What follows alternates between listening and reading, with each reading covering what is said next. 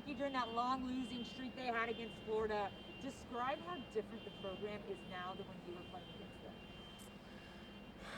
So my few years against Kentucky was also on a little bit of a hot streak. They were pretty good several of those years. I think even a few of them they might have gotten even to top 10. I think even there was a chance game day might have been at one of those games when I was there at their place. But also in 07, when we had a close game and beat them there, that's the same year they upset LSU.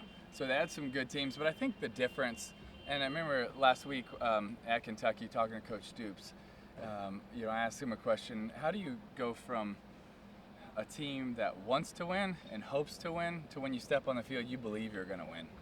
And I think that's something that an Alabama has had for years. It doesn't matter what game, national championship, they believe they're going to win. And I think Kentucky is building that, and they're so much further along than they have been. Last week I really thought the old Kentucky, this was a team where you got a big win against the Florida, and then last week could have been a letdown, and it wasn't. They went out there and dominated all phases of the game.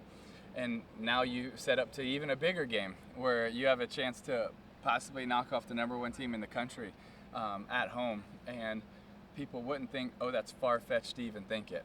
Now, you have a team that I think's very consistent, and I think they play very fundamentally sound.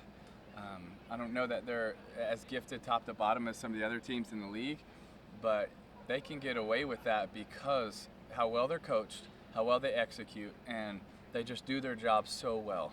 And I think that's the sign of a program that's changing, a culture that's changing, but also a coaching staff that is getting buy-in from their players, which is as important as anything. Also, in the past couple of years, Georgia's been right on that cusp, and this could be the year, and then they have a letdown game. What makes this team different? Getting the number one ranking, getting the hype from. We'll see if they are. I don't think they've played necessarily that big game yet that they're going to have to get over the hump. I do think that this defense is as special maybe as they've had in a long time. I think, 17 they went to? That was a really good defense. That team probably had a few more playmakers on offense than this one does right now, but some of those young guys are stepping up. I think they're finding more of their identity. Because I think there's going to be a game at some point this year, whether that's against Florida, it's the SEC championship, it's in the playoff, where it's not going to go their way. And every game so far this year, they've been playing it on their terms. What happens when it's not on their terms? So when maybe they get behind, a big play happens, and they got to play from behind, they got to change a little bit. That's what I'm intrigued to see. But man, you talk about a team that flies around, plays extremely physical in a day where it's hard to be physical, and just executes. I mean, you can't say enough about Stetson, the way he stepped up and played, execute at a very high level. I love their game plans every week. Slightly different, but take advantage of a little bit different against Arkansas than Auburn and Clemson. And so, I mean, what Kirby's doing it's really special. Tim, I wanted to ask about Stetson. What do you think just made him so successful, and do you think that Georgia should start to look to use him in the run game more? In the big games, yeah. In the run game. In the big games, yes. Okay, gotcha. I wouldn't. This one, yes. Florida, yes. When it gets close, yes. He's someone who's had some injury issues, right? And so I think you want to be smart. But I think even last week you saw it be a difference maker early. His athleticism, and I think that's something they can add. And even when JT comes back, is that something that you keep as an option? He's just executing at such a high level that. And it just looks like he's got really good chemistry. So, he's playing himself maybe into more playing time. You've obviously had a lot of experience playing against Georgia defense. Over the last decade, how has Georgia's defense changed from a size and personnel standpoint?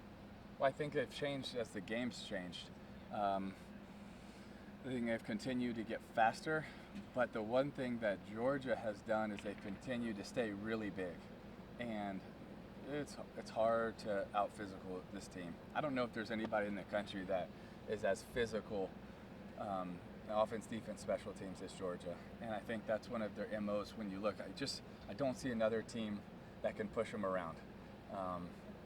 And I want to see another team that can match them physically.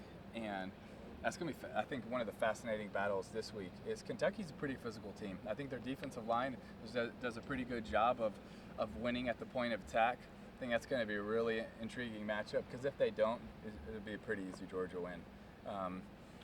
But if they can match it, right, where it doesn't mean you have to win it, but you can't give up 5-7 yards a chunk. That's just demoralizing, and just it's a slow, methodical beatdown, and that's worse than somebody hitting a big play. And I'm intrigued to see what happens with that because I think Kentucky does a pretty good job at the point of attack. That'll be really fun to see. So I think that's one of the things that hasn't changed for them is they continue to stay really big and physical. But I also think they've adjusted a little bit to spread teams and continue to figure out, before it was so much of the Bama combo coverage that Kirby has done for a long time, but now they got some other wrinkles in there that I really like against spread teams. Kind of talk about the play of Kentucky's offensive line this year. They're probably one of the best unit that Georgia's defensive line will face. Yeah, I think so. I think it's physicality, but I think it's also playing together, and then I think it's scheme. All of those things match up to really help this offensive line. I think they do a great job of working together on combos, on double teams. You could see that the way they're coached, it's very in sync. And I know we talk about it, it's very hard to do. Execute that at a high level. It's going to be a lot harder this week too, because they haven't gone against anybody like this defensive line. So that's going to be really, really fun to see. And if they can't run the ball, what does Kentucky go to? Which has been everybody's problem against Georgia. One more, guys. Tim, so Georgia's set to get a bunch of receivers back, Don Blaylock, Jermaine Burton, maybe even George Pickens down the line. How hard is it for as a quarterback, chemistry-wise, to get those guys back in sync, get that chemistry back on track? I think if you have experience in the past with those guys, it really helps. But honestly, it's really hard in third and longs, fourth downs, red zone, big situations to make up for that just feel that you have with somebody. And so, yeah, you think you have it, right? You think you have it when you hit a slant on 1st and 10, but it's in the big moments, in the pressure packed, when every inch counts. Now, what's the difference? I think that's where that could come into play. I was just off, but just off against the better teams, you don't get another shot. I think that's where it's really important for them to get more guys back. And honestly, I don't know if it's get the guys back or just keep developing these younger guys. But I think at the end of the day, they're going to be better. Some really gifted athletically that, by the end of the year, they're going to have a lot of experience. And so I think that's going to play in really big too. Awesome. Thanks, guys, so much. Thank you, guys.